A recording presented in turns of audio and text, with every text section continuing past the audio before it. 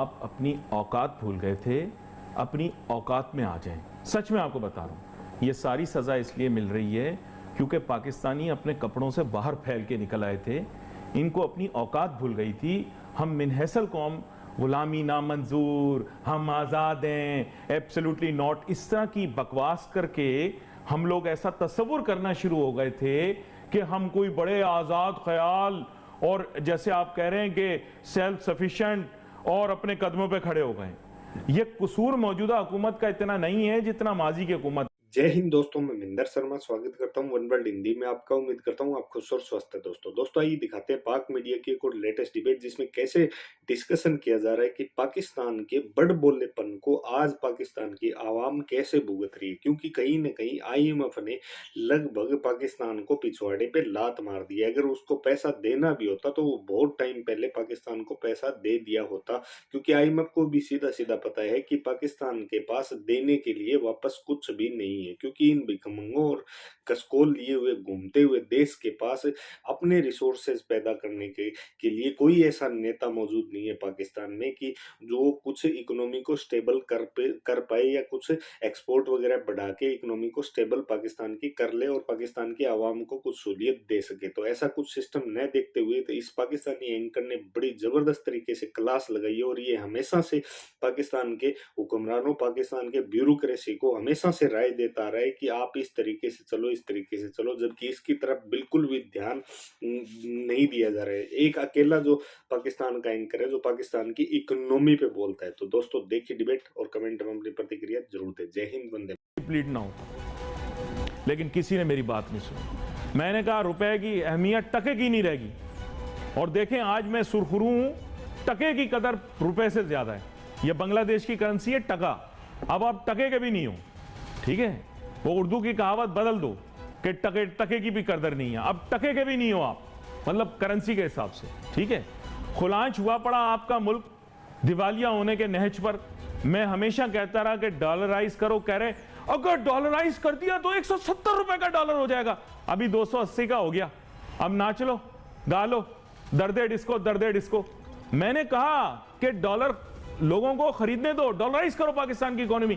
नहीं, अगर अली भाई आपकी बात मान ली गई तो डॉलर 170 का हो जाएगा। जज्बाती हो रहे हैं, अपनी तरफ से श्री देवी की तरह रिएक्शन दे रहे हैं। मैंने बोला भाई अगर आप ये काम कर दोगे तो आपको फायदा होगा। आज आपको फायदा होता। अब ना सिर्फ के दुनिया भर के आगे हाथ फैलाना पड़ रहा है, वो IMF वाले मान ही नहीं रहे।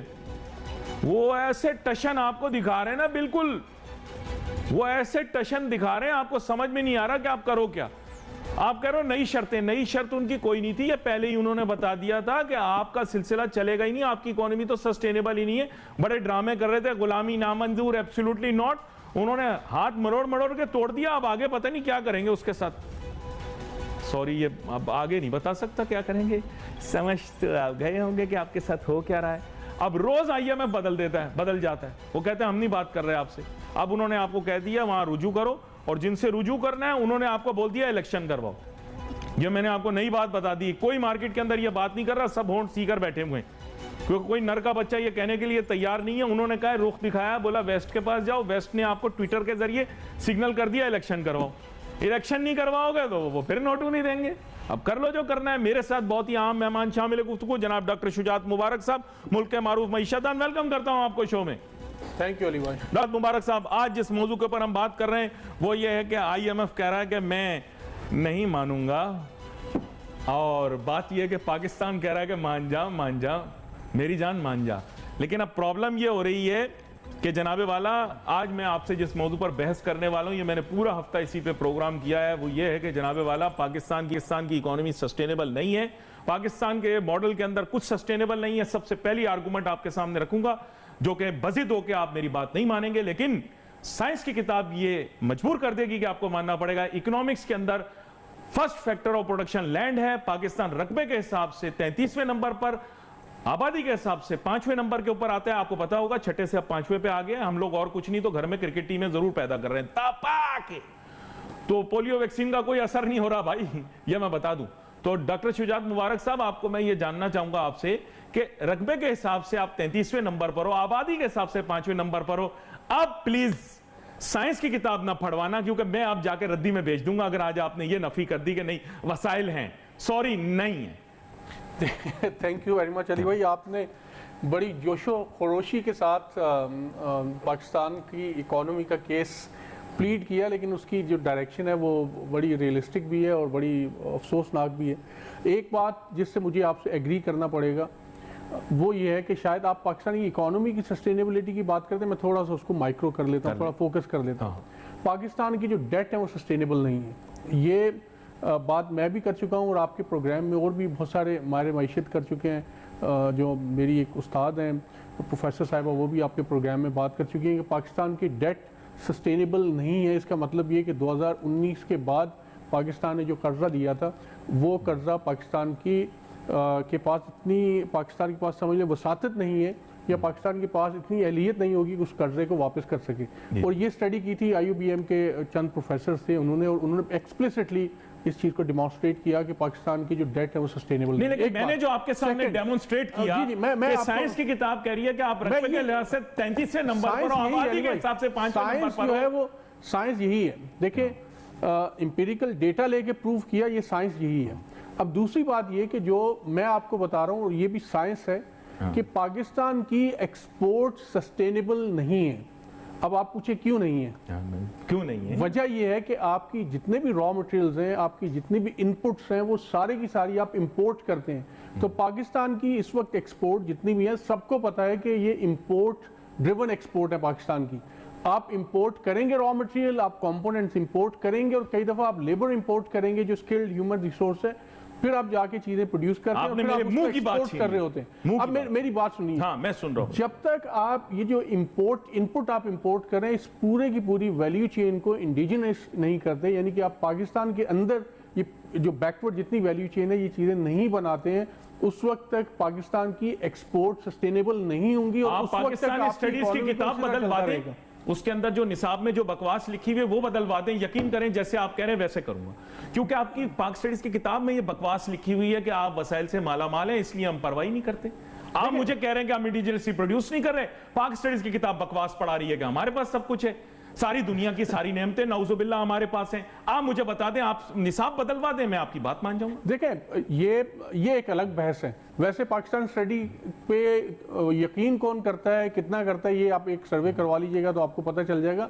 लेकिन मैं ये कह रहा हूं कि जिस हकीकत को हम मानने को तैयार नहीं है, या अगर हमने सबको पता है, ये मैं तो एक छोटा सा अदना सा एक मईशत का स्टूडेंट हूं ना, आपके जितने बड़े इकोनॉमिस्ट बैठे हुए हैं सबको ये पता है कि पाकिस्तान की जब तक आप पूरी वैल्यू चेन को इंडिजिनस नहीं करेंगे, जब तक आप अपने यहाँ वैल्यू एडिशन को नहीं बढ़ाएंगे, उस वक्त तक पाकिस्तान के अंदर किसी भी तरह से आप अपनी एक्सपोर्ट को चाहे बढ़ा लें, जो भी कर लें, आपका ये जो IMF के साथ जाने का खेल है ये जारी रहेगा, क्योंकि आप ये बैलेंस ऑफ पेमेंट बेहतर नहीं हो सकता, नहीं कर पाएंगे।